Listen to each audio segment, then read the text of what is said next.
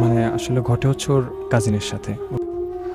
তো ওরা আসলে এমনিতে প্রত্যেকটা ঈদ হচ্ছে ওরা চেষ্টা করে যে মানে ওদের গ্রামের বাড়িতে যেয়ে কাটানোর।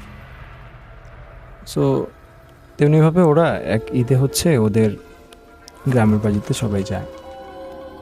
তো যাওয়ার পরে হচ্ছে ঈদের মানে পরের দিন থেকেই আসলে ঘটনাটা শুরু হয় ওর মানে যে কাজিন আছে ওর সাথে। তো ঘটনাটা হয় যে সেদিন সন্ধেবেলা প্রায় মাগরিবের আজানের পরপরই হচ্ছে ও বিছানায় গিয়ে মানে শুয়ে পড়ে। এমনিতেই শুয়ে যাওয়ার পরে হচ্ছে অনেকক্ষণ ধরেই ঘুমিয়েছিল, বাট রাত্রের দিকে হুট করে ও মানে ওর মানে আম্মুকে জোরে জোরে ডাকতে থাকে। তো ওর আম্মু ডাক শুনে তাড়াতাড়ি চলে এসে দেখে মানে খুব মানে ঝটফট করতেছে। তোকে জিজ্ঞেস করার পর বলে যে ওর নাকি মানে খুব পেট ব্যথা করতেছে। এরকম পেট ব্যথা করতেছে, ওনারা তখন বলে যে গ্যাস্ট্রিকের সমস্যা বা এরকম কিছু। এটা নিয়ে ওনারা মানে তখন তোকে ডাক্তারখানায় নিয়ে যাওয়ার পরে ডাক্তার এমনি ওষুধ দিয়ে দেয় ওকে। তারপর বাড়িতে আসার পরে ব্যথাটা একটু ভালো হয়, বাট সেম ব্যথাটা আবার রাত্রের দিকেও আবার শুরু হয়। তো তখন আসলে কেউ বিষয়টা জানতো না যে ওর সাথে কি মানে ঘটছে। বাট ঘটনাটা হয়েছিল হচ্ছে ও আর ওর ফ্রেন্ড যখন এর আগের দিন মানে ইশারের নামাজ পড়ে যখন বাসায় আসবে, তো তখন হচ্ছে যেহেতু ওনার ফ্যামিলির মুরব্বীরা অনেকদিন পর একসাথে হয়েছে, যেহেতু ওনাদের পারিবারিক মসজিদ, সেহেতু ওনারা মানে মসজিদের বারান্দায় বসে বসে মানে গল্পগুজব করছিল আর কি ঈশার নামাজের পর। তো দেখা যায় যে একটা সময় গল্প করতে করতে প্রায় অনেকটা রাত হয়ে যায়, প্রায় 1:30টার মতো হয়ে যায়। আর দেশগ্রামে 1:30টা কিন্তু ভাই অনেক গভীর রাত। ওই সময়টাতে আসলে ওরা যে দুইজন আমার ফ্রেন্ড আর ওর কাজিন, ওরা মানে চিন্তা করে যে বাসায় চলে আসবে। তো মসজিদ থেকে ওদের বাসা বেশি দূরে না, কিন্তু আসল যে মানে রাস্তাটা আসলে বাসায় যাওয়ার, ওরা একটু দুষ্টামি বশত বা একটু আনন্দবশত ওই রাস্তা দিয়ে না গিয়ে ওরা হচ্ছে আপনার এর মাঝখানে একটা বাঁশঝাড়ের মতো আছে, তো ওই বাঁশঝাড়ের ভিতর দিয়ে আসলে যাওয়া শুরু করে। সেইখান দিয়ে যাওয়ার সময় তখন আসলে দেখতে পাই যে মানে একটা বাঁশঝাড়ের মধ্যে 2টা বাঁশ, সেটা হচ্ছে মানে নুয়ে ছিল, সেজদার মতো করে এরকম মানে নোয়া ছিল। তো এটা আগে ছিল না, দিনে ছিল না এরকম, বা এরকম ওরা এর আগে লক্ষ্য করে নাই। তো ওরা এটাকে তখন অতটা পাত্তা না দিয়ে হচ্ছে ওরা ওই বাসটাকে ডিঙিয়ে হচ্ছে ওরা চলে আসে। এবং যখন ওর মানে কাজিন যখন মানে বাসটা ডেঙাতে যায়, তখন ওর পাটা আসলে বাসের সাথে লেগে যায়। তো যখন পাটা লেগে যায়, দেন বাসটা যখন ওরা ক্রস করার পরই হচ্ছে ওর কাজিনের মাথা খুব মানে হুট করে একটা চক্কর দিয়ে ওঠার সাথে সাথে অমনিতে আবার ঠিক হয়ে যায়। ওই বাসজার থেকে বের হওয়ার সাথে সাথেই হচ্ছে ওখানে ঠিক হয়ে যায়, বাট হালকা একটু মাথাটা একটু চক্কর দেয় তখন। তারপর হচ্ছে ওরা বাসায় ফিরে আসে। দেন হচ্ছে পরের দিন সন্ধ্যাবেলা থেকেই হচ্ছে এই সমস্যাটা আসলে ওর শুরু হয়। তো দেন আমার যে ফ্রেন্ড আছে, ও আসলে প্রথমত মানে কিছুটা আঁচ করতে পেরেছিল, বাট তখন ও কাউকে বলে নাই। তো না বলার কারণে আসলে সবাই ওরকম ওইদিকে কোনো গুরুত্ব দেয় নাই, বা ওর সাথে যে এরকম কিছু হতে পারে বা এরকম কিছু ভাবে নাই ওনারা। তো না ভেবে ওনারা জিনিসটা স্বাভাবিকভাবে নিয়ে হচ্ছে ওকে সাধারণ মানে ওষুধ খাওয়াতে লাগলো। বাট হঠাৎ একদিন রাত্রেবেলা হুট করে যখন ওর মানে দাদি আমার ফ্রেন্ডের, তো উনি হচ্ছে এমনিতে তাহাজ্জুদ নামাজ পড়তো। তাহাজ্জুদের সময় হচ্ছে উনি মানে ঘুম থেকে উঠে উজু করতে যাওয়ার জন্য, তো উজু করতে যাওয়ার সময় যখন মানে পুকুর পাড়ে যায় উনি, তখন উনি দেখেন যে ওনার যে নাতি মানে আমার ফ্রেন্ডের যে কাজিন, ওকে হচ্ছে পুকুরের মাঝখানে চুবানো হচ্ছে। হ্যাঁ, মানে একবার ওকে মানে ডুবাইতেছে আবার উঠাইতেছে এরকম। তো এইটা দেখে তো উনি আসলে ভয় পান, একটু ভয় পেয়ে সবাইকে ডাক দেওয়ার পরে আমার যে মুরব্বীরা ছিল ওনারা গিয়ে ওকে নিয়ে আসে সেখান থেকে। নিয়ে আসার পর এমনিতে বলে রাখি যে ওর দাদি যে যার কথা বললাম উনি হচ্ছে একটু প্রবীণ যুগের মানুষ, তাই উনি আসলে মানে জিন পালতেন নাকি এরকম কথা শোনা গেছে ওনার, মানে ওনার মানে জিনের সাথে একটা সম্পর্ক আছে। তো উনি বিষয়টা তখন একটু বুঝতে পারেন যে ওর সাথে কি তাহলে মানে জিন আচর করলো কিনা ওকে, কারণ এমনিতে সাধারণ মানুষকে তো এইভাবে এরকম করবে না। তো তারপর ওর দাদি হচ্ছে ওই দিন রাত্রিবেলায় মানে ফজর নামাজের আগে আগেই ওকে যখন নিয়ে আসা হয় সেখান থেকে নিয়ে আসার পরে হচ্ছে ওকে খাটে নিয়ে কিছু দোয়া কালাম মানে পড়ে একটা তাবিজের মতো করে ওর মানে হাতে বেঁধে দেয়। বেঁধে দেওয়ার পর হচ্ছে তখন ঠিক ছিল, এরপরে আর কোনো সমস্যা হয়নি, ও তখন ঘুমিয়ে যায়। বাট তখন দাদি আসলে বলে যে জিনিসটা হয়তো অন্যরকম বা প্যারানর্মাল কোনো কিছু। তো তখন সবাই চিন্তা করে যে কি করা দরকার। তখন ওর দাদি বলে এখন সমস্যা নেই, এখন যেহেতু একটা তাবিজ দিয়েছি আমি, যেহেতু দেখি প্রথম কি হয়, পরে যদি সমস্যা হয় পরে পরবর্তী ধাপ নেওয়া যাবে। তো উনি এর পরের দিন আবারও সেম সন্ধ্যের পর, এমনিতে দিনের বেলা ও স্বাভাবিকই থাকে, বাট সমস্যাটা শুরু হয় হচ্ছে সন্ধ্যার পর থেকে ওর সাথে। তো পরের দিন সন্ধ্যেবেলায় ওকে সেম হচ্ছে আবারও পাওয়া যাচ্ছিল না, সবাই খুঁজতেছিল, ও ঘরেই ছিল, বাট ওকে সারাদিন আর বের হতে দেওয়া হয়নি। কিন্তু আপনার হচ্ছে সন্ধ্যার পরে ও এমনিতেই মানে হুট করে উধাও হয়ে যায়। তো উধাও হয়ে যাওয়ার পর সবাই খোঁজাখুঁজি করতে থাকে। তো খোঁজাখুঁজির একটা পর্যায়ে ওকে ওই যে বাঁশঝাড় ছিল, যে বাঁশঝাড়টা আসলে ওরা মানে ডিঙে এসেছিল বা ওইখানে যে একটা লাথি লেগে গিয়েছিল ভুলবশত, ওই বাঁশঝাড়ের উপরে একদম হচ্ছে বাঁশঝাড়ের মাথায় দেখা যায় যে ওকে মানে ঝুলে রাখছে বা বসায় রাখছে সেখানে। তো তখন ওনার দাদি যে আছেন উনি ওই জায়গায় দাঁড়াই মানে দোয়া কালাম পড়তে থাকেন। পড়ার সাথে সাথে ওকে হচ্ছে উপর থেকে নিচে ফেলে দেয়।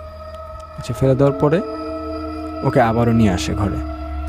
নিয়ে আসার পরে এখন হচ্ছে ওনার যে আমার যে ফ্রেন্ড আছে ও তখন মানে আসলে জিনিসটা চাপায় রাখে নাই, ও তখন ওর দাদিকে মানে বলে দিছে যে ঘটনাটা কী হয়েছে।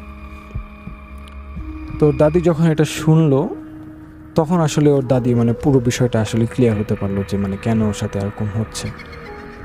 তো তখন ওর দাদি হচ্ছে একটা মানে তদবিরের মাধ্যমে ওই জিনদেরকে ডাকলো। জিনদেরকে ডাকার পরে মানে জিনেরা তো এটাই বলবে যে ওদেরকে মানে লাথি দেওয়ার কারণেই আসলে এই জিনিসটা হয়েছে, এটা ওর দাদিও তখন বুঝতে পারে। তো তখন ওর দাদি হচ্ছে জিনদের কাছে ক্ষমা টমা চায়, এবং জিনদের কিছু দাবি ছিল অবশ্য, ওই দাবিটা ওনারা পূরণ করার পরে আসলে হচ্ছে আমার ফ্রেন্ডের যে কাজিন ও ওদের হাত থেকে আসলে মুক্তি পায়। তো এই ছিল ভাই আমার ফার্স্ট ঘটনা।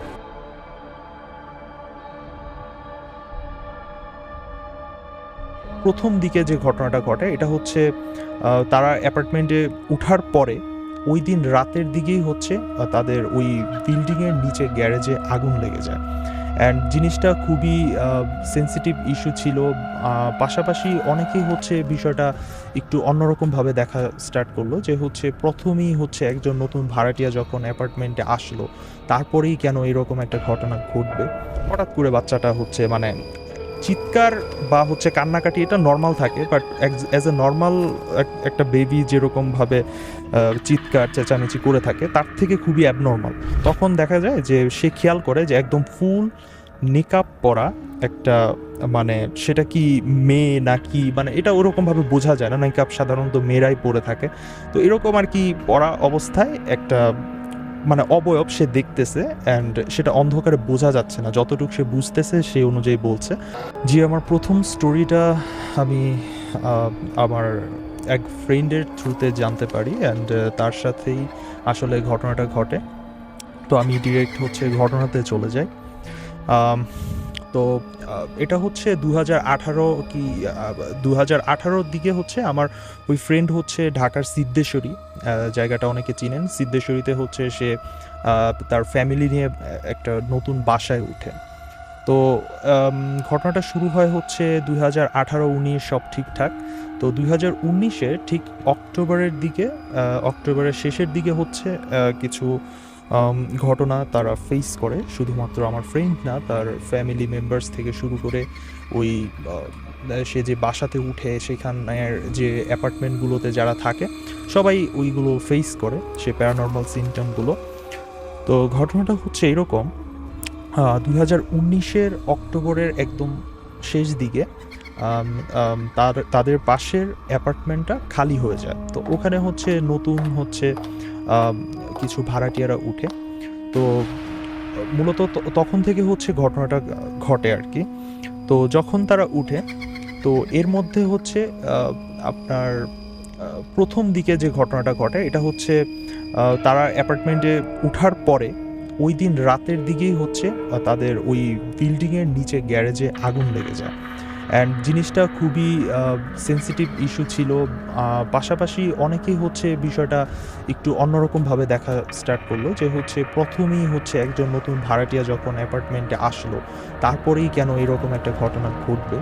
তো অনেকে অনেক রকমভাবে ব্যাখ্যা দিতে থাকে, বাট যাই হোক, এটা অনেকে সেটা অন্যরকমভাবে নেয়।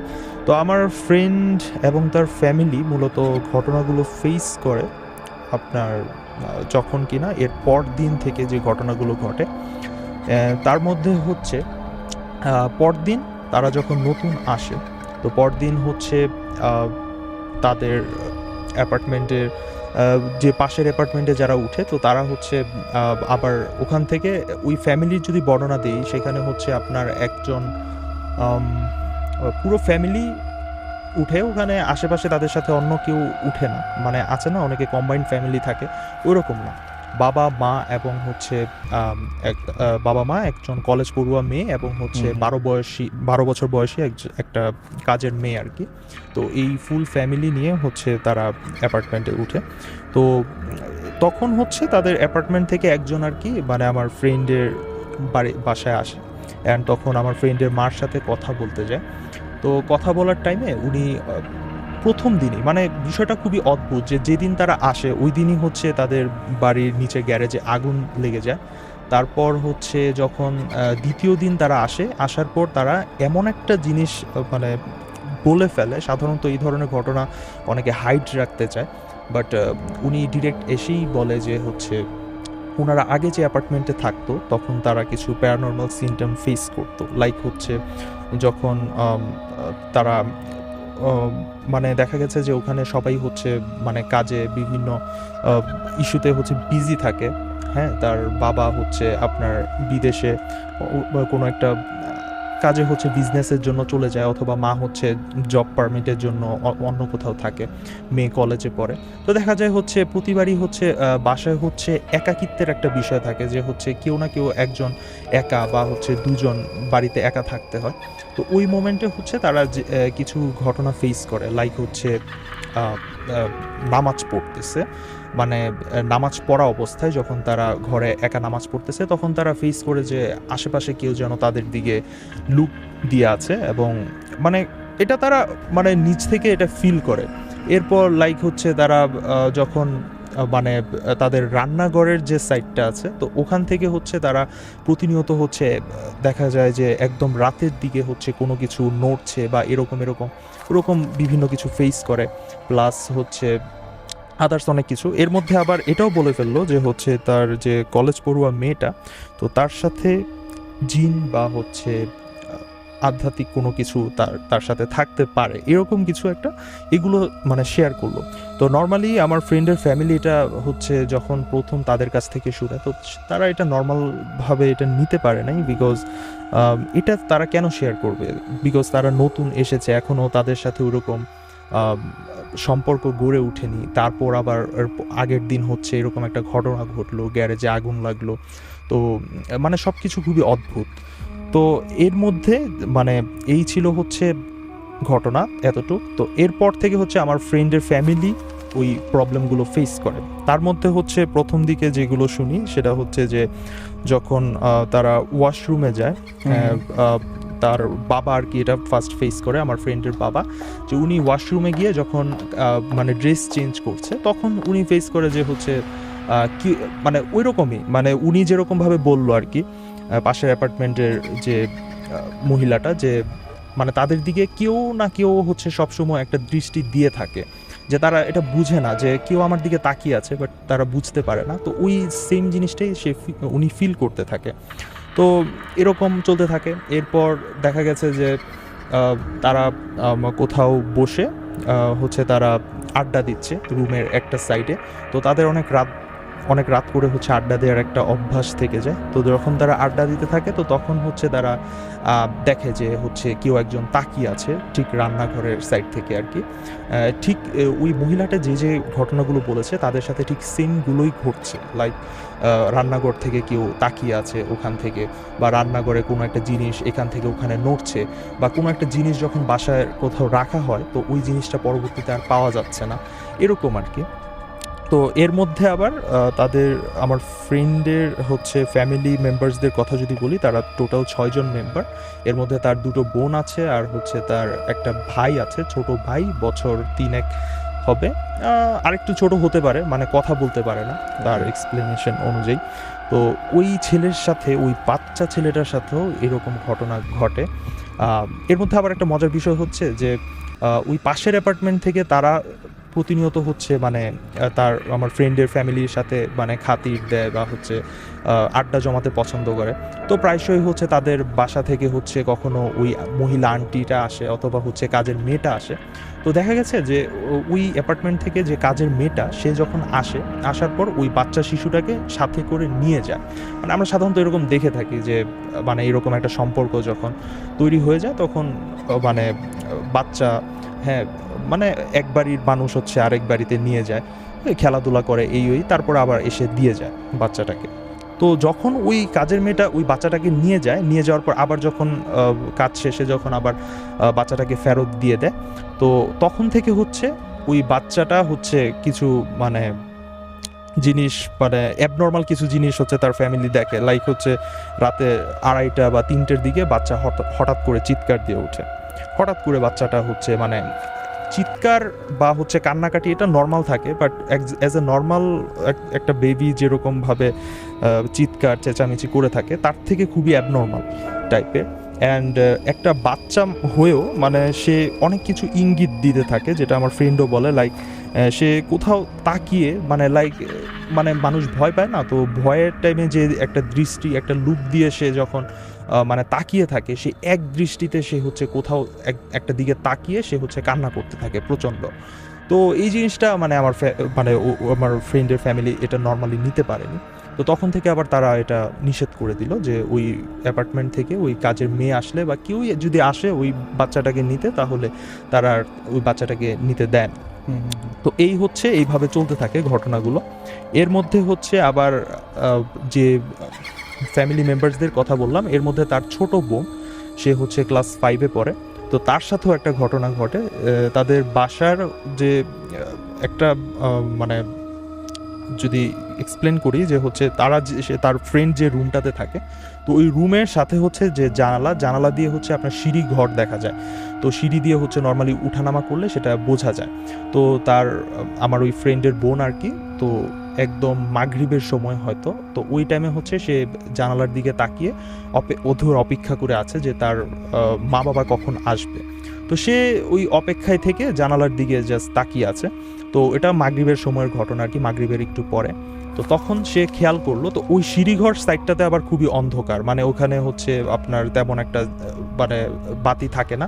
তো তাদের অ্যাপার্টমেন্টের সাইড প্লাস হচ্ছে তাদের নিচে যে অ্যাপার্টমেন্টগুলো থাকে, তো এখানে হচ্ছে লাইটের ব্যবস্থা নেই, অথচ পুরো বিল্ডিংয়ে সব জায়গায় হচ্ছে লাইটের ব্যবস্থা আছে। তো তখন দেখা যায় যে সে খেয়াল করে যে একদম ফুল নিকাব পরা একটা, মানে সেটা কি মেয়ে নাকি, মানে এটা ওরকমভাবে বোঝা যায় না, নিকাব সাধারণত মেয়েরাই পরে থাকে। তো এরকম আর কি পরা অবস্থায় একটা মানে অবয়ব সে দেখতেছে, অ্যান্ড সেটা অন্ধকারে বোঝা যাচ্ছে না, যতটুকু সে বুঝতেছে সেই অনুযায়ী বলছে। অ্যান্ড তার চোখ প্রচণ্ড মানে হচ্ছে লাল হয়ে আছে, যেটাকে বলে মানে ওরকম না, মানে চোখ লাল সেটা বোঝা যায়। মানে আমি যেটা বলছি যে পুরো রুম যখন অন্ধকার থাকে তখন তো সাধারণত বোঝা যায় না, বাট ও নিজে থেকে যেটা বললো যে তখন বোঝা যাচ্ছে যে তার চোখটা প্রচণ্ড লাল হয়ে আছে, এরকম একটা কর্নারে দাঁড়িয়ে আছে। তো এটা ফার্স্টে সে দেখতে পায় অ্যান্ড তখন তার ফ্যামিলি মেম্বারদেরকে জানায়, বাট ফ্যামিলি মেম্বার এটা তখন পাত্তা দেয় না, এটাকে নর্মালি মানে স্বাভাবিক বাচ্চা মেয়ে যখন, তখন এটা কেউই নর্মালভাবে নেয় না। তো এই সেম জিনিসটা আবার তার ফ্যামিলিতে হচ্ছে, তার আরেকজন কাজিন সে নাকি হচ্ছে বেড়াতে আসে, তো সেও নাকি এই জিনিসটা দেখে। আবার সে দেখে হচ্ছে যখন তার বাড়ির মেইন দরজা দিয়ে যখন বের হয়, তো বের হওয়ার টাইমে ঠিক ওই জায়গায়, যে জায়গাটা ওই মেয়েটা দেখেছিল সিঁড়ি ঘরের জায়গাটা, ওই ঠিক নিচে কোনার সাইডটাতে ওই অবয়বটা সে আবারও দেখতে পায়। অ্যান্ড এটা যখন দেখে, এই নিয়ে হচ্ছে ফ্যামিলির দুজন মেম্বার এই জিনিসটা দেখলো, দেখার পর এখন হচ্ছে তাদের ফ্যামিলি এই জিনিসটা নর্মালি নিতে পারছে না। তো এর মধ্যে যে লাস্ট যে মানে ঘটনাটা ঘটে, যেটার পর ফ্যামিলির কারো কোনো সন্দেহ রইল না যে তাদের সাথে কি হতে যাচ্ছে বা কি হচ্ছে, তো সেটা হচ্ছে যে লাস্ট একদিন হচ্ছে তারা ফ্যামিলি মেম্বাররা মিলে আড্ডা দিচ্ছিল একসাথে। তো আড্ডার একটা মোমেন্টে দেখা গেছে যে কি যেন একটা প্রবল বেগে এসে মানে তাদের দরজায় একটা ধাক্কা দিল। ধাক্কাটা মানে অ্যাজ এ নর্মাল না, মানে আপনি বলতে পারেন যে 4-5 জন একসাথে মিলিত হয়ে যে মানে একটা ধাক্কা দেয়া, তো ওরকম একটা আওয়াজ আর কি, বিকট শব্দ শুনতে পায়। তো দরজার সাইডটাতে তখন তারা খুলে দেখে কেউ নাই। অ্যান্ড তাদের এক্সপ্লেনেশনটা কিছুটা এরকম ছিল যে বাহিরের দরজার সাইডটাতে হচ্ছে আয়াতুল কুরসির একটা হচ্ছে আপনার ফ্রেম আকারে সেটা ঝুলানো ছিল। তো অনেকে এটা বলে যে মানে তাদের ফ্যামিলি মেম্বারদের মধ্যে অনেকে বলে যে কিছু একটা হয়তো অশুভ কোনো কিছু হয়তো বা আসতে চেয়েছিল, তো তখন ওই জিনিসটার জন্য তারা আসতে পারেনি। তো এটা আমার কাছে যুক্তিসঙ্গত মনে হয়েছে। তো এইগুলো চলতে থাকে। তো এইগুলো চলার এক পর্যায়ে তখন যখন ফ্যামিলি মেম্বাররা বিষয়টা ক্লিয়ার হলো, তখন তারা হচ্ছে একজন হুজুর এনে তারপর হচ্ছে বাড়ি বন্ধ করে দেয়া না কি বলে, তো ওইরকম আর কি। কিন্তু অনেক কিছুই ট্রাই করে, কিন্তু কোনো কিছুতে কিছু হয় না। আসলে হুজুর নিজেও বলতে পারছে না যে আসলে কি সমস্যা হচ্ছে। তো এরপরে হচ্ছে 2021-এর জানুয়ারির দিকে হচ্ছে ওই ফ্রেন্ড ওরা হচ্ছে তারা বাসাটা ছেড়ে দেয়। তো বাসাটা ছেড়ে দেওয়ার পরে পরবর্তীতে যেটা জানতে পারে, এর মধ্যে হচ্ছে অ্যাপার্টমেন্ট হচ্ছে আপনার প্রতি তলায় হচ্ছে 4টা করে অ্যাপার্টমেন্ট থাকে। তো ওই নতুন যে ভাড়াটিয়ারা এসেছিল তারা হচ্ছে আপনার সি সি C1-এ ছিল। তারপর তারা যে অ্যাপার্টমেন্টটাতে থাকতো সেটা হচ্ছে C3। তো এর মাঝে যে অ্যাপার্টমেন্টটা পড়ে C2 আর হচ্ছে C4, এই C2 আর C4 এর মধ্যে এই অ্যাপার্টমেন্ট দুটোতে তারা কোনো প্রকার প্রবলেম ফেস করে নাই, বাট হচ্ছে এই প্রবলেমগুলো চলতেছিল C1 আর হচ্ছে C3-তে, যেখানে আমার ফ্রেন্ড ছিল এবং হচ্ছে যে নতুন ভাড়াটিয়ারা এসেছিল তারা। তো ওই আবার ফ্রেন্ডরা ওই বাসা ছেড়ে দেয়, তারা বনশ্রীর দিকে শিফট হয়ে যায়। বাট তারপরেও আমার ওই ফ্রেন্ডের এক্সপ্লেনেশন থেকে জানা যায় যে হচ্ছে তখনও পর্যন্ত ওই বাসাতে হচ্ছে এখনও পর্যন্ত কেউ ভাড়া থাকতে চায় না। লাস্ট ওরা যাওয়ার পর যে ভাড়াটিয়ারা এসেছিল তারা আপনার হায়েস্ট 3 মাস থেকেছে, তারা ওই রকম অ্যাবনর্মাল সিমটম ফেস করেছে, দেন আর কি ওই বাসাতে থাকতে চায় না। তো এটাই ছিল আমার ফার্স্ট ঘটনা।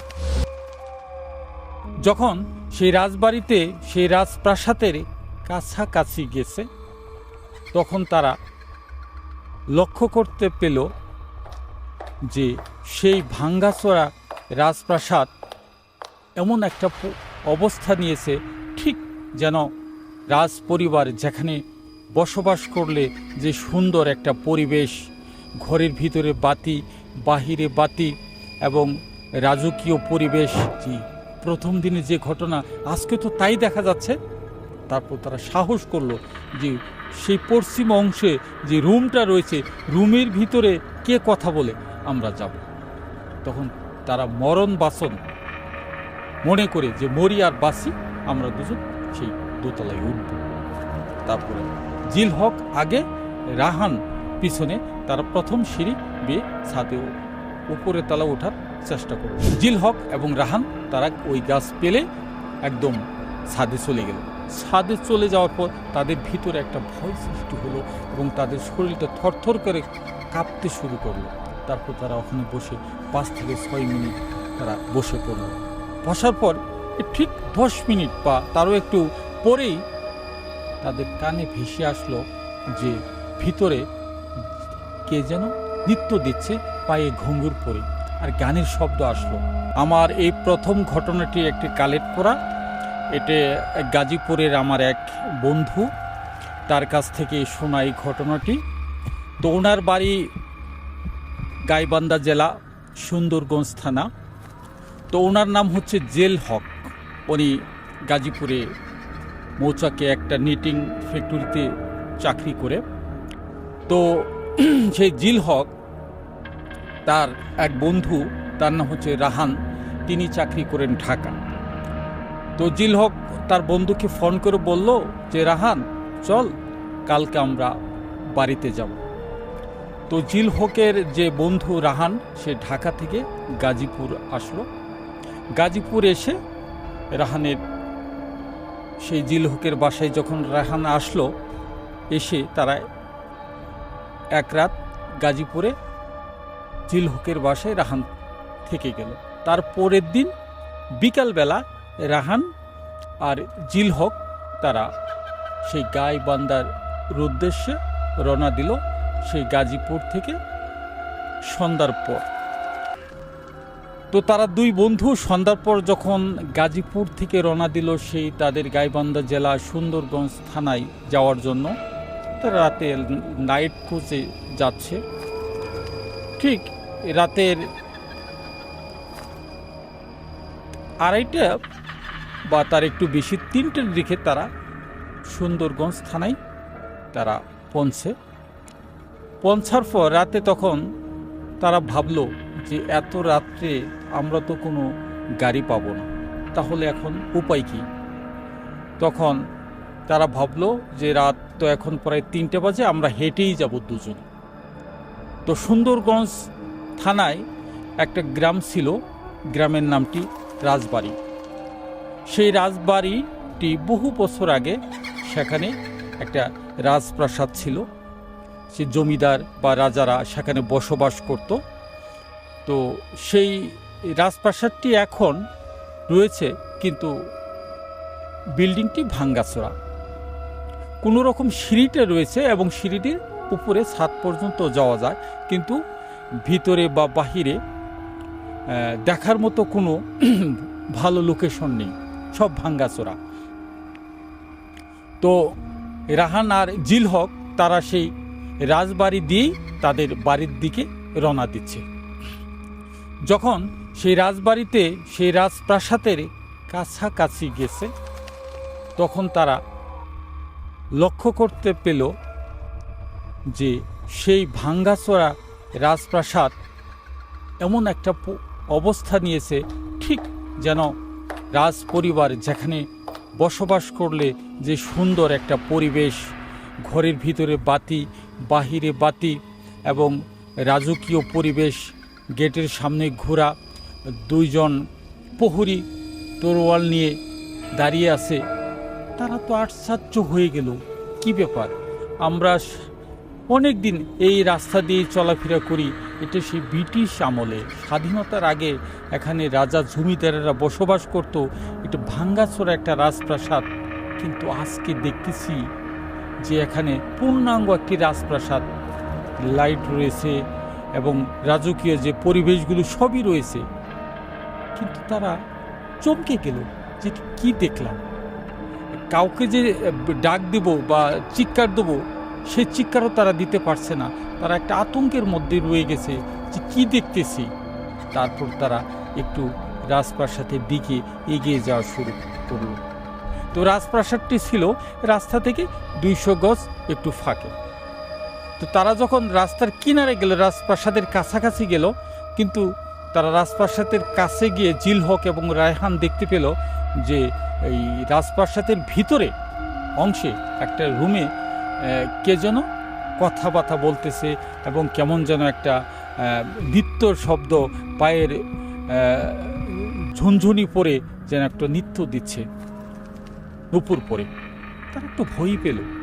তারপর অনেকক্ষণ তাকিয়ে থেকে তারা শুরু করলো তাদের রাজপ্রাসাদ থেকে তাদের গ্রামের দিকে। তো তারা একটু দূরত্ব যাওয়া শুরু করলো, রাহান এবং জিল হক।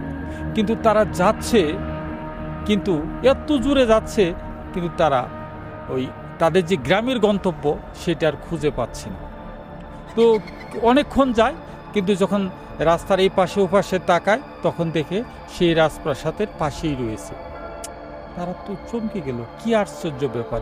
এই যে রাত্রে আমরা এই রাত 3টার পরে যে জুড়ে যাচ্ছি, কিন্তু আমরা আমাদের গ্রামের গন্তব্য খুঁজে পাচ্ছি না, পাশে খালি রাজপ্রাসাদে আবারও পড়ে।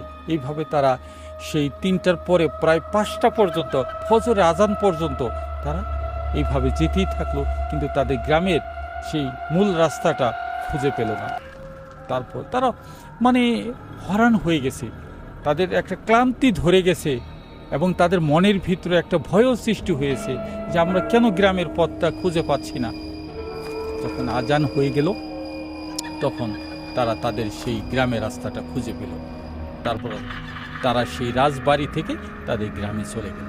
সকালবেলা দুজন তাদের বাড়িতে গিয়ে রাহান এবং সেই জিলহক বাড়িতে গিয়ে বলল তার বাবার কাছে যে আব্বা, আমরা তো সেই সন্ধ্যার পরে গাজীপুর থেকে বাসে উঠছিলাম, আমরা 2 বন্ধু যখন সুন্দরগঞ্জ থানায় নেমে রাতে 3টার সময় আমরা যখন গাড়ি ঘোড়ায় কিছুই পেলাম না, তখন আমরা হেঁটে মেলা দিলাম সেই রাজবাড়ি দিয়ে, সেই রাজপ্রাসাদের পাশ দিয়ে, সেই ব্রিটিশ আমলের রাজপ্রাসাদটি। কিন্তু যখন আমরা রাজপ্রাসাদের কাছে গেলাম তখন দেখতে পেলাম যে রাজপ্রাসাদের ভিতরে মানুষের আওয়াজ শোনা যাচ্ছে এবং সামনে বাতি রয়েছে, সামনে ঘোড়া রয়েছে, একটা রাজকীয় পরিবেশ যা প্রয়োজন সেটা সবই রয়েছে। তখন তার জিলহকের বাবা বলল যে কি আশ্চর্য, এটি কি সম্ভব? সেই ব্রিটিশ আমলের রাজা জমিদারেরা সেখানে বসবাস করত, এখানে কি করে এই এক রাতের ভিতরেই এই সব ঘটনা ঘটে? তারা তেমন একটা বিশ্বাসও করলো না। তারপরে রাহান গিয়ে তাদের বাড়িতে তার আত্মীয় স্বজনকে বলল, অনেকেই বিশ্বাস করলো যে হয়তো বা কোনো ভূতের এই দৃশ্য তোমরা দেখছো, তারা এই ঘটনাগুলো ঘটাইছে। আবার কেউ খুব বিশ্বাস করেও নেই। তা আসলে একটু বিশ্বাস হওয়ারও কথা না যে হঠাৎ করে সেই রাজপ্রাসাদটা এরকম হয়ে গেল, এরকম কেউ মন্তব্য করলো। তারপর তারা 2 বন্ধু ভাবলো যে আমরা পরের দিন রাত্রে আমরা যাব সেই রাজপ্রাসাদে রাত 12টার পরে, দেখি আসলে এর ভিতরে কি রয়েছে। তারপর পরের দিন জিলহক আর রাহান তারা 12টার পরে 2 বন্ধু সেই রাজবাড়ির উদ্দেশ্যে রওনা দিল সেই পুরাতন রাজপ্রাসাদের দিকে। তো রাজপ্রাসাদটা ছিল এই পাশে কিছু দূরে বাড়ি, ওই পাশেও কিছু দূরে বাড়ি, মাঝপথে সেই রাজপ্রাসাদটি। একেবারে ভাঙ্গাচোরা বলা যায় না, কিছু অংশ আছে যে ছাদের উপরে যাওয়া যায়। তারপর তারা যখন রাজপ্রাসাদের কাছে গেছে, যে দেখতে পারলো কই আগের মতোই অন্ধকার, কিছুই নেই। তারপর তারা সেখানে প্রায় 10 মিনিট অপেক্ষা করলো, কিছুই পেল না। তারপর তারা বাড়িতে চলে গেল। পরের দিন 3য় দিন তারা ভাবলো যে আজকেও আমরা যাব, দেখি এর ভিতরে কি আছে, কেন এই রাজপ্রাসাদটি এরকম ভাবে উজ্জ্বলতা হলো, বাতি ছিল, ঘোড়া ছিল, কে এগুলো দেখাইলো আমাদের। তারপর 3য় দিন তারা যখন রাতের 12টার পরে 1টার সময় তারা চলে গেল সেই রাজবাড়িতে, রাজপ্রাসাদের কাছে। যখন রাজপ্রাসাদের কাছে তারা গেল তখন দেখতে পেল যে রাজপ্রাসাদের এই পুরাতন সেই ভাঙ্গাচোরা রাজপ্রাসাদের সেই পশ্চিম অংশে ঘরের ভিতরে একটা বাতি জ্বলতেছে এবং কেমন জানি একটা মানুষের কোলাহল শোনা যাচ্ছে। তারপর তারা একটু প্রায় 20 গজ পিছিয়ে আসলো।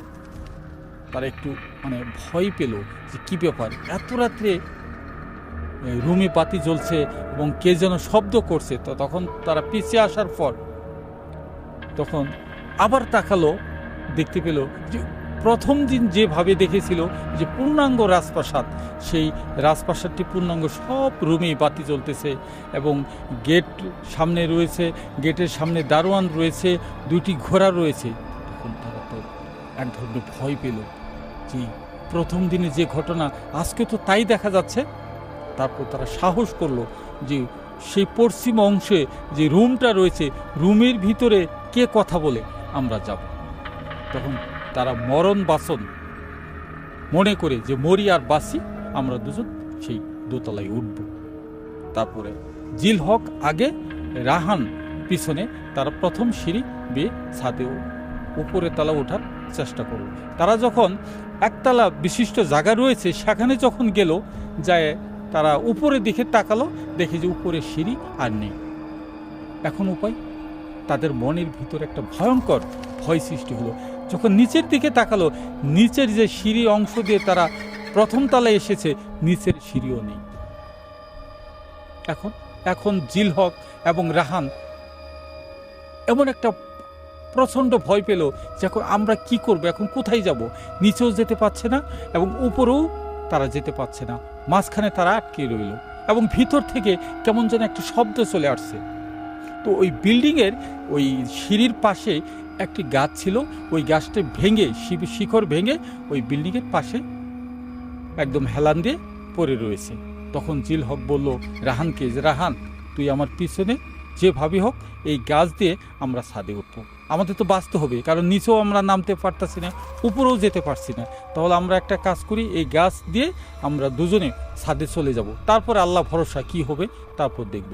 তখন সেই জিল হক এবং রাহান তারা ওই গাছ পেলে একদম ছাদে চলে গেল। ছাদে চলে যাওয়ার পর তাদের ভিতরে একটা ভয় সৃষ্টি হলো এবং তাদের শরীরটা থরথর করে কাঁপতে শুরু করলো। তারপর তারা ওখানে বসে 5 থেকে 6 মিনিট তারা বসে পড়লো।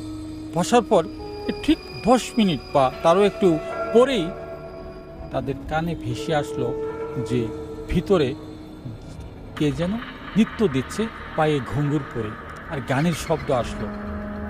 প্রথমেই তারা ভাবলো যে ভিতর থেকে ঘুঙুরের শব্দ এবং নৃত্য দিচ্ছে কে। যখন তারা ছাদ থেকে একটু উকি দিব এরকম ভাবে তাকালো, তখন দেখতে পেল যে কই সামনে শুধু লাইটই জ্বলতেছে এবং দুজন ঘোড়া নিয়ে পাশে দাঁড়িয়ে আছে, কিন্তু ভিতরে তার দেখা যায় না। তখন তারা আবার পিছন দিকে তাকালো, পিছনে সরে আসলো তার ওই ছাদের পশ্চিম অংশে। তখন তারা সরে দাঁড়ালো। পশ্চিম অংশে আবার ছিল আপনার ওই রাজা জমিদারের ওখানে যাদের আসামি ছিল ওই সময়কালে, ওখানে তারা জাল্লাদ দিয়ে তাদেরকে বিচার করতো, মারধর করতো। ওই অংশটুকু পশ্চিমে অংশ, ওই পাশে যখন গেল তখন তাদের কানে ভেসে আসলো কে যেন একটা মানুষকে প্রহর করতেছে, প্রচণ্ড মারতেছে। সেই যেন একটা জাল্লাদ একটা মানুষকে মারতেছে, মানুষ বাঁচাও, আমাকে বাঁচাও, আমি আর সইতে পারতাছি না, এই প্রচণ্ড এই শব্দটুকু তারা স্পষ্ট তাদের কানে আসলো। তখন তাদের ভিতরে একটা ভয় সৃষ্টি হলো, প্রচণ্ড ভয়। এখন তারা সিঁড়ির দিকে যাচ্ছে, কিন্তু সিঁড়িও তারা খুঁজে পাচ্ছে না, নাই সিঁড়ি। এখন তারা নিচেও নামতে পারতেছে না। এখন গাছ দিয়ে যে নামবো তাও তারা সাহস পাচ্ছে না যে গাছ দিয়ে নিচে নামবে। এখন তাদের তো ভিতরে একটা ভয়ের সৃষ্টি হয়ে যাচ্ছে। তখন তারা আবারও ছাদ থেকে সামনের দিকে তাকালো যে নিচে দেখি, কিন্তু নিচে যে দেখে যে কয়েকটা ঘোড়া, আগে লাগাম ছিল, লাগাম নেই, কিন্তু এই রাজপ্রাসাদের সামান দিয়ে ঘুরতেছে। তখন তারা পিছনে আসলো, কিন্তু কিছুক্ষণ পর ছাদের পাশে একটা অট্টহাসি শোনা গেল। তারা তো চমকে গেল, কি আশ্চর্য, পিছনে অট্টহাসি। যখন তারা পিছনে তাকালো তখন দেখতে পেল প্রায় 4-5টা সুন্দরী মেয়ে, তারা ঘুঙুর পরে ছাদে নৃত্য দেওয়া শুরু করলো। এখন তো জিল হক এবং রাহান এখন কোন দিকে যাব? যখন মেয়ে দেখলো অনেক সুন্দরী, তখন তাদের ভিতরে একটা লোভ জাগলো, মেয়েদের কাছাকাছি যাব করে তারা ভাবা শুরু করলো যে মেয়েদেরকে ধরবে। যখন তারা 2 পাও সামনে দিকে এগিয়ে গেল, তখন যে সুন্দরী রূপ ছিল তারা নৃত্য দিচ্ছে, কিন্তু সেই সুন্দরী রূপ আর নেই। তখন কালা ভয়ঙ্কর অনেক বড় দাঁত বের করে তখন তারা নৃত্য দেওয়া শুরু করলো। মনে হচ্ছে যে একটা বাঘের মতো যেন হা করে আছে আর নৃত্য দিচ্ছে। তখন তো তারা পিছিয়ে পড়লো। তাদের ভিতরে একটা ভয়, এমন ভয় সৃষ্টি হলো যে তারা দুজন এখন চিৎকার দেব না কোন দিকে যাব, তারা পাচ্ছে না। এখন নিচেও নামতে পারতেছে না, এবং ছাদ থেকে যে নামবে সিঁড়ি তো নেই, গাছ দিয়ে যে নামবে এখন উপায় তো নেই, কারণ তাদের চতুর সাইডে কালা পেতনির মতো তারা হাসি শুরু করছে এবং নৃত্য দিচ্ছে। তখন তারা এখন উপায় কি?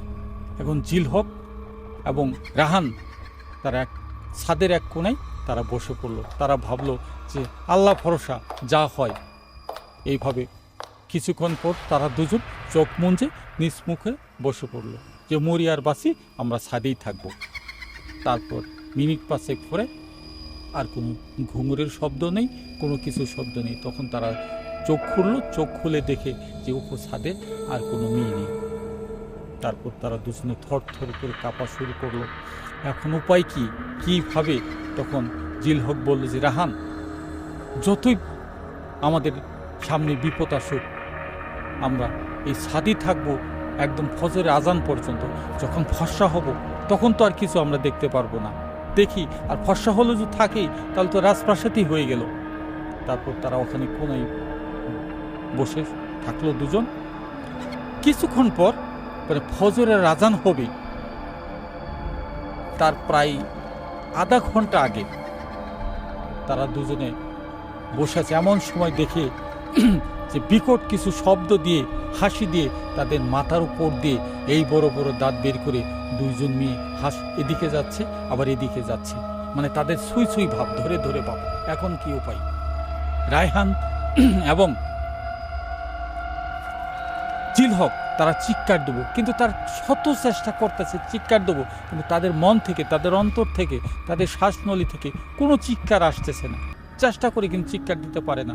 তখন তারা শুয়ে পড়লো, উপর হয়ে শুয়ে চোখ মুঞ্জে রইল যে আল্লাহ ভরসা, মরি আর বাঁচি, আমরা এখানেই থাকবো। তার 10 মিনিট পরে আজান হয়ে গেল। আজান হওয়ার পর তারা ওখানেই রয়ে গেল। থাকার পরে যখন ফর্সা হলো তখন তারা ছাদ থেকে একটু অগ্রসর হয়ে দেখে যে আগের মতো সিঁড়ি রয়েছে, যে গাছ দিয়ে উপরে উঠেছে ওই গাছও হেলান দিয়ে রয়েছে, সবই ঠিক। আগে যেভাবে রাজপ্রাসাদ ছিল ভাঙ্গাচোরা, ওইভাবেই রাজপ্রাসাদ ছিল। তখন তারা এই সিঁড়ি দিয়ে নেমে তারা বাড়িতে গেল। বাড়িতে যে দুজন একই বাড়িতে, সেই রাহান চলে গেল সে জিলহকের বাড়িতে। যাওয়ার পরে সেখানে তারা কাঁপুনি, শরীরের মধ্যে প্রচণ্ড জ্বর। তখন সব কিছু তাদের মা বাবাকে খুলে বলল। তারপর কবিরাজ নিয়ে আসলো। কবিরাজ নিয়ে আসার পরে ঝাঁক ফুঁক দিল, দিয়ে অনেক দিন তারা প্রায় 1 সপ্তাহখানি তারা ওখানে চিকিৎসা করে সুস্থ হয়ে তারা আবার ঢাকায় এসে, একজন গাজীপুরে চাকরি করে আর একজন ঢাকায় চাকরি করে এসে তারা আবার চাকরি শুরু করলো। আমি তো জিন নিয়েই রোকেয়া বিষয় পড়ালেখা করেছি তো, আর যারা এইসব বিষয় পড়ালেখা করে, ঘাটাঘাটি করে, জিনরা তাদের পিছনেই বেশিরভাগই থাকে। তা আমার কাছে এরকম কিছু ছাত্র এসেছে ভর্তি হওয়ার জন্য, মানুষের ঘাড়ে এসে হুজুর আমি আপনার প্রতিষ্ঠানে ভর্তি হব। এমন কিছু জিন আমি পড়াইছিও, থেকেছেও, কিছু জিন পাইছি। এটা ধরন তো অনেক প্রকার। কিছু মানুষ জিনকে সরাসরি দেখতে পারে, আবার কিছু মানুষ দেখতে পারে না, তাদের চক্ষু খোলা থাকে না। আবার অনেক সময় দেখা যায় জিন পশু রূপ ধরে, না মানুষের আকৃতি ধারণ করে তার সাথে কথা বলে, লেনদেন করে, কথাবার্তা, বিভিন্ন সাইড নিয়ে তারা আলোচনা করে। জিন বিভিন্ন আকৃতি ধারণ করতে পারে, আল্লাহ তাআলা তাদের সেই ক্ষমতা দিয়েছে। জিনেরা সব জায়গায় আছে। কিছু জিন দেখা গেল অনেক সময় বেশি চলাচলের কারণে কিছু শোনা যায়, অনেক সময় শোনা যায় না। এক জিনের এক ধরন, সেটা জিনের ধরন অনুযায়ী না, এটা বিষয় না। যেখানে জিন হাট বাজারে জিন থাকে না, সে হাট বাজারে হয় না, এটা আসলে ভুল ধারণা। তো অবশ্যই সব জায়গায় জিন আছে। জিনেরাও বাজারঘাট করে, জিনেরাও আমাদের মতন ব্যবসা বাণিজ্য করে, জিনেরাও চাকরি করে আমাদের মতন। ও আমাদের যে লেভেলগুলো আছে ওদের ভিতরে সেই লেভেলগুলো, ওদের ভিতরে বস আছে, সর্দার আছে, ওই বস অনুযায়ী কাজ করে, গোত্র আছে, বংশ আছে, সেই বংশ অনুযায়ী গোত্র অনুযায়ী কাজ করে। হ্যাঁ, এটা হচ্ছে 2 ধরনের হতে পারে। একটা হচ্ছে আপনার মানুষের সাথে অনেক জিন আকৃতি ধারণ করে কাজ করে, আবার অনেক জিনগুলো আছে তাদের সাইডে কাজ করে। কথাই তাদের একটা জগৎ আছে, অনেক জগৎ আছে। এই জগৎ আমরা দেখতে পারি না, আমরা গুনাহের কারণে আমাদের চক্ষু দিল মরে গেছে, যার পরে আমরা এইগুলো দেখতে পারি না। যদি চোখ এবং দিল আমাদের খোলা থাকতো আমরা পুরো দুনিয়া দেখতে পারতাম। তাদের বিয়ে শাদী আছে, তাদের সন্তানাদি হয়, এমনকি মানুষের সাথেও তারা অনেক সময় বিয়ে করে। পুরুষ জিনগুলো মহিলা জিনের সাথে বিয়ে করে, আবার মহিলা জিনগুলো পুরুষ জিনের সাথে বিয়ে করে। আবার এমন কি আছে বিয়ে করে না, অনেক মানুষের সাথে তারা রাত্রে এসে বাস করে। এক কথায় অনেক সময় অনেক মানুষ বুঝতে পারে, আবার অনেকে বুঝতে পারে না যে কোনো একজন ব্যক্তি আমার কাছে আসছে, আমার সাথে এই ধরনের আচরণ চলতেছে। অনেক মানুষ বুঝতে পারে, অনেক মানুষ বুঝতে পারে না। জিনের দ্বারা মানুষের পেটে সন্তান আসা সম্ভব। রাত দিন সবসময় চলাচল করে, কিন্তু অনেক সময় দিনে মানে মানুষ ব্যস্ততা বেশি থাকে, এই কারণে জিনেরা অধিকাংশ সময় আপনার কম চলাচল করে, আর রাত্রে ওরা বেশি চলাচল করতে পারে। যে বাসায় মানুষের যাতায়াত কম কিংবা যাতায়াত হয় না, থাকে না, জিন জাতিরা সেই বাসায় আপনার বেশি থাকার চেষ্টা করে। যেখানে মানুষের তো চলাচল নাই সেখানে আমরা বসবাস করি, সেই বাসায় আবার হঠাৎ করে যদি কোনো ব্যক্তি থাকার চেষ্টা করে তাহলে তাদের সমস্যা হতে পারে। হ্যাঁ আচ্ছা, এটাই সত্য। তবে ওই সমস্ত বাসায় যাওয়ার রিস্ক, তবে ওখানে যাওয়ার জন্য কিছু নিয়ম আছে। এই নিয়মগুলো ফলো করলে ওখানে গেলে কোনো অসুবিধা নেই, থাকতেও পারবে, শুইতে পারবে, একেবারে বসবাসও করতে পারবে। সে সাথে তো এমনি দুষ্ট জিনগুলো থাকে, মৃত ব্যক্তিদের সাথে সাথে অনেক জিনরা চলাফেরা করে। তবে বিশেষ করে যেগুলো আত্মার পেশেন্টগুলো থাকে, বিষ কিংবা হৃদয়, এই সমস্ত পেশেন্টের সাথে খারাপ জিন থাকে, তখন এই বাসের সাথে যে বাসায় যায় ওই বাসায় তারা ফলো করতে, তখন এই বাসায় কাউকে পাইলে তারা ভালো লাগলে কাউকে সমস্যা করে, নাহলে করে না। অনেক সময় দেখা যায় যাচ্ছে ড্রাইভার নিয়ে যাচ্ছে, লাশ নিয়ে যাচ্ছে, ওই তার সাথে তার অনেক গভীর সম্পর্ক ছিল বহুদিন ধরে। অনেক সময় দেখা যাচ্ছে সেই লাশটা নিয়ে যাচ্ছে, তার অ্যাম্বুলেন্সের সামনে সে সাদা কাপড় পরে শুয়ে পড়লে, এটা অনেক সময় দেখা যায়, অনেক সময় দেখা যায় না। হ্যাঁ, মোটামুটি সত্য বলে মনে করা যায়, কারণ জিন সব ধরনের রূপ ধারণ করতে পারে, সব জিন পারে না, যাদের শক্তি থাকে তারা পারে। আমরা যখন সুন্দরবনের ভেতরে ঢুকেছিলাম তখন রাত মনে হয় 3টা, 3:30 এরকম বাজে আর কি। কাঁকড়া ধরার জন্য আমরা টোপ ফেলেছি। আমাদের যে মাঝি, মানে আমরা 2 থেকে 3 জন ছিলাম, আমাদের 2টা নৌকা ছিল। তো পাশের নৌকায় একজন ঘুমাচ্ছে, আর একজন হচ্ছে টোপ গুলা দেখাশোনা করছে। টোপ দেখাশোনা করে একটু উপরে গেছে আর কি, খুব সম্ভবত 1 নম্বর সারার জন্য। তো তখন আমি নৌকায় বসে আছি, আমি তো নৌকার এক সাইডে আছি, আরেক সাইডটা ফাঁকা। আমি হঠাৎ করে মানে চিন্তা করলাম কিছু একটা হয়তো এখানে উঠছে, কাঁচা থেকে আওয়াজ দেয় না। আমি তো ভাবলাম যে উনি তো জঙ্গলে গেছে, তাহলে এটা কে? পরে আমি একটু ঘুতা দিতেই দেখি যে এখানে আর কিছু নাই, মানে নৌকায় একটু দুলতেছে, বাট ওখানে কিছু নাই। তো এরকম আসলে অনেক ঘটনা হয়। তারপরে হঠাৎ করে একদিন হচ্ছে এরকম নড়তেছে, দেখতেছি যে কাদায় কিছু একটা হাঁটতেছে, আমরা ঢিল বা কিছু একটা ছুটছিলাম নৌকা থেকে, হঠাৎ করে ওখান থেকে আওয়াজটা বন্ধ হয়ে যায়। এরপরে হঠাৎ করে একটা গাছের ডাল ধুম করে ভেঙে পড়ে। তো এরকম অনেক কিছু যায়। মানে পেরোর বিষয়টা হচ্ছে, এটা অনেকে বলে থাকে জিন বা সুন্দরবনের যে ভৌতিক বিষয়, এটা পেরোর এটাকে অ্যাকচুয়ালি 2 থেকে 3 বার পড়ছিলাম, বাট পেরোরা ক্ষতি করার ট্রাই করে। মনে করেন যে আপনি এখন দেখতেছেন যে পানি পুরা প্লেন পানি, হঠাৎ করে আপনি দেখবেন যে এখানে অনেক মাছ। তো পেরোরাই আপনাকে ইন্সপায়ার করে যে এখানে অনেক মাছ, এখানে জাল ফেলো, নেমে যাও, মাছ ধরো। বাট আপনি যখন নামবেন তখন দেখবেন যে কিছু নাই, হঠাৎ করে একজন গায়েব হয়ে যায়। সো এই যে মানুষটাকে নিয়ে চলে গেল, এই যে মানুষটাকে মেরে ফেললো, মানুষটাকে গায়েব করে ফেললো, এই কাজটাই আসলে ওখানকার কমিউনিটি বিলিভ করে যে এটা পেরোরা করে থাকে। পেরো আসলে কি কারণ হয়েছে আমি জানি না, বাট ওখানকার মানুষজন এটাকে বলে থাকে পেরো। তো পেরো আসলে মানুষকে মেরে ফেলে, বা পেরোর অ্যাটাকে পড়লে আসলে মানুষ জীবন হারায় ফেলে, এটা আসলে গুঞ্জন শোনা যায়। মনে করেন আপনি যেখানে যাচ্ছেন ওখানে দেখছেন যে আসলে কিছু নাই, হঠাৎ করে আপনার কাছে মনে হচ্ছে বা আপনাকে দেখাচ্ছে পেরোরা, যেখানে অনেক মাছ আছে, অনেক কাঁকড়া আছে, অনেক কিছু আছে, মধু আছে, নেমে যাও। আর আপনি যখন নামতেছেন আর বেঁচে ফিরবেন না, শেষ, আপনার লাইফ ওখানে শেষ। এবং এটা আপনি একা না, আপনারা যদি ওরা এমন ভাবে আপনাকে ভিজুয়ালাইজ করাতে পারে যে আপনারা যদি 2-3 জন থাকেন, আপনারা 2-3 জন ওখানে দেখতেছেন যে ওখানে মধু আছে, ওখানে কাঁকড়া আছে, ওখানে মাছ আছে, আমাদেরকে এখনই নেমে যেতে হবে। এবং 2-3 জন মাঝি যখন নেমে যায় তারা আর ফিরে আসে না। ওই পেরোর অ্যাটাকটা আসলে অনেক সিরিয়াস। এই জিনিসটা আসলে সুন্দরবনে অনেক হয়, যেটা আসলে অনেকে তুলে ধরতে পারে, অনেকে তুলে ধরতে পারে না, আবার অনেকে এটাকে মিথ বলে চালায় দেয়। তো আসলে আমি যেহেতু একজন এডুকেটেড ছেলে, আমি কোনো পক্ষেই বলবো না, যেহেতু সুন্দরবনের মানুষের একটা ইমোশনের বিষয়, আমি এটাকে মানে বলবো না যে বিশ্বাস করবেন না, আবার আমি বলবো না এটাকে বিশ্বাস করেন। আবার আমি যেহেতু মুসলমান, কোরআন হাদিসে আসলে জিনের ব্যাপারে অনেক কিছু বলা হয়েছে। তো এটা আসলে সম্পূর্ণ ব্যক্তিগত মানুষের উপর ডিপেন্ড করে আর কি। আমার কাছে মনে হয়েছে পেরুট, বাট যেহেতু আমাদের কোরআন হাদিসে জিনের ব্যাপারে অনেক কিছু বলা হয়েছে এবং আমি মুসলমান, আসলে বিলিভ না করে আসলে এখানে উপায় নেই। 2 পাশে কেউ ধুয়ে রয়েছে, 2টা মেয়ে, এরকম আমার মনে হয়েছে। 2টা মেয়ে শুয়ে রয়েছে, শাড়ি পরা, চুল খোলা, এরকম 2 জন মেয়ে 2 পাশে শুয়ে রয়েছে, বুঝছেন? এরকম প্রচুর ভয় পেয়ে গেছে। কল দিয়ে বললো আজকে রাতে রুমে একা ঘুমাইতে হবে, তোমার সেই রুমে আর কিছু দেখতে পারো তুমি, হঠাৎ রাত্রে যে কোনো কিছু দেখতে পারো, কিন্তু ভয় পাবে না, আর জোরে চিল্লানি দেওয়া যাবে না।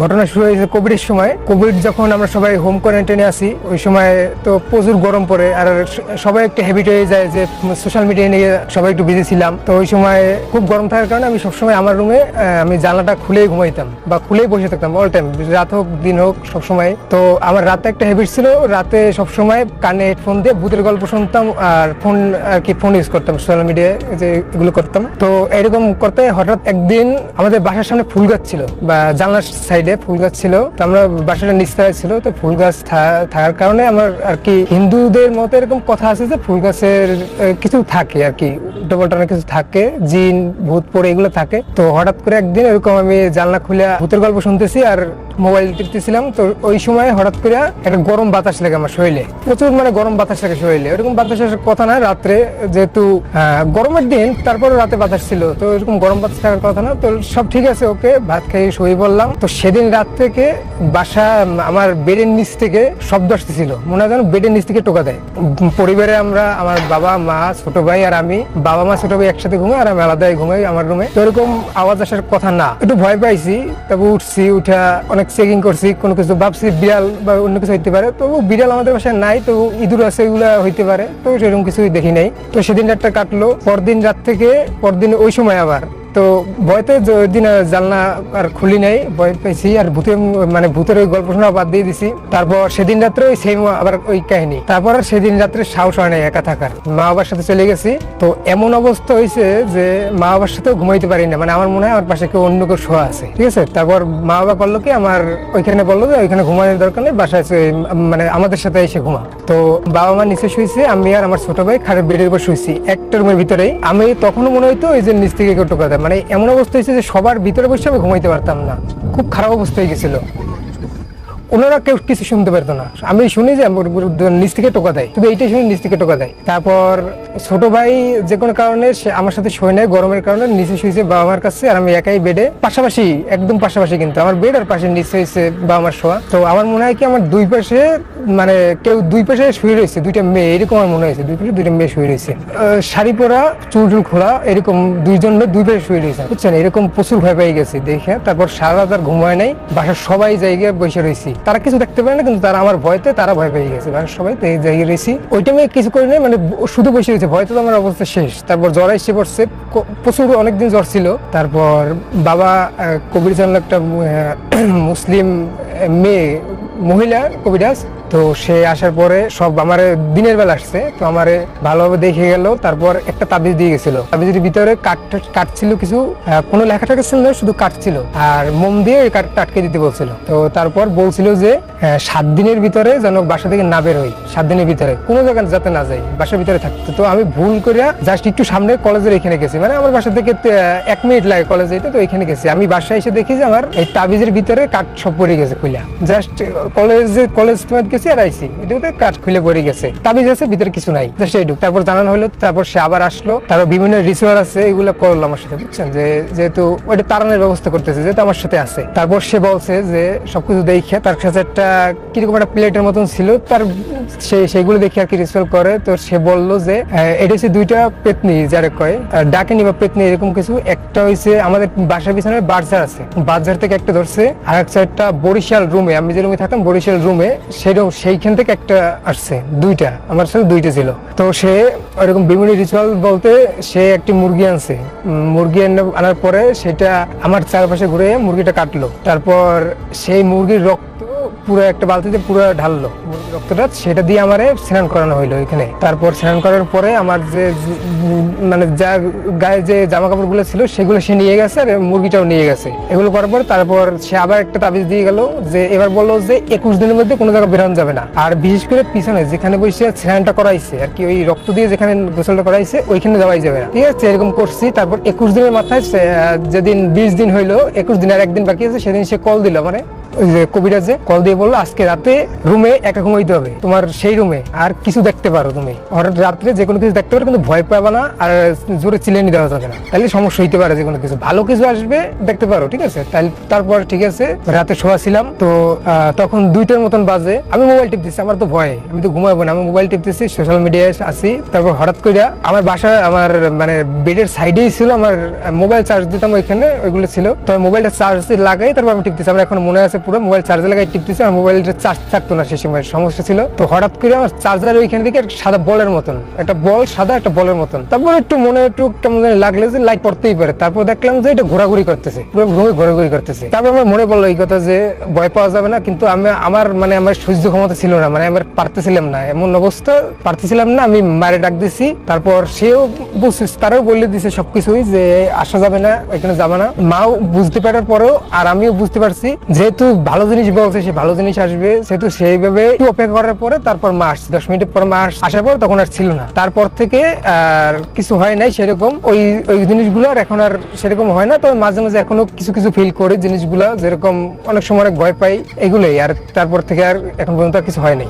ওই বাসায় তারপরে আর 1 বছর মতন ছিলাম, তারপর চলে আসছি। ওই বাসায় ছাড়া মূল কারণ হচ্ছে মানে ওখানে এক কথা হচ্ছে আমরা ভাড়া থাকতাম, তো ওইখানে ভাড়া থাকার কারণে ওখানে ওইটা বাসাটা রিপেয়ারিং করাবে, সেই জন্য ছাড়তে হইতো। আর হচ্ছে যে আপনার ওই যে ওইগুলোর কারণে, বিভিন্ন রকম কারণে, সেগুলো বলাও যায় না সবার কাছে। তো বিভিন্ন অনেক মানুষ অনেক কথাগুলো বিশেষ করে না, সবাই যার সাথে তারাই বুঝে, এগুলো অন্য মানুষ আর কি হাসি পাত্র হয়ে যায়, এগুলো বলা যায় না, সেই জন্য আর কি ছেড়ে চলে আসছি। ওটা একটা বলের আকৃতি ছিল, এটা আপনার ক্রিকেট বলের আকৃতি ছিল, এটা সারা রুমে ঘুরছে। প্রথম দেখে আমি তো ভাবছি যে এটা যে কোনো কিছু একটা লাইট পড়তেই পারে, বাইরে থেকে গাড়ি ঘোড়া পড়তেই পারে, কিন্তু আপনার ওইটা দেখলাম যে পুরো বাসায় ঘোরাঘুরি করতেছে। আমি তো দেখতেছি ওইটা সবকিছু আমি দেখতেছি, তারপর আমি কিন্তু ওইটা দেখেও তারপর ওইটার ফোকাস করিনি, আমি কিন্তু মোবাইলের দিকেই আছি, কারণ আমি তো জানি যে এটা বললে দিচ্ছি আগে ফোন করে। তারপরও মানে যেই বললাম যে আর সহ্য ক্ষমতা ছিল না, তারপর আমি মায়ের ডাক দিছি। মা যখন চলে আসছে, মানে আমার ভয়তে আমার অবস্থা খুবই খারাপ হয়ে গেছে, আমি চোখ মুখ বন্ধ করে রাখিয়ে দিছি। তারপর মায়ে আসছে, চোখ খুলে আর কিছু দেখিনি।